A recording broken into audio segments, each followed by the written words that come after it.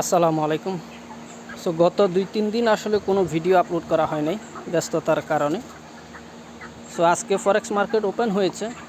So এই মুহূর্তে আমরা শর্ট টাইমে শর্ট ভিডিওর মাধ্যমে যে আপডেটটা দিতে চাচ্ছি সেটি হচ্ছে যে আমরা 45 থেকে 47-এ আমরা বাই পজিশনে বর্তমানে আমাদের ট্রেড রান চলতেছে, যেখানে মার্কেট 56 পর্যন্ত গেছে, 90 ফিপস প্রফিট হিট দিয়েছে। সো আশা করছি মার্কেট আমরা 1:2.5 আমাদের এসএল হিসেবে, এসএল একটু লম্বা আছে যে কারণে এটা, আদারওয়াইজ এটা 1:3 হইতো।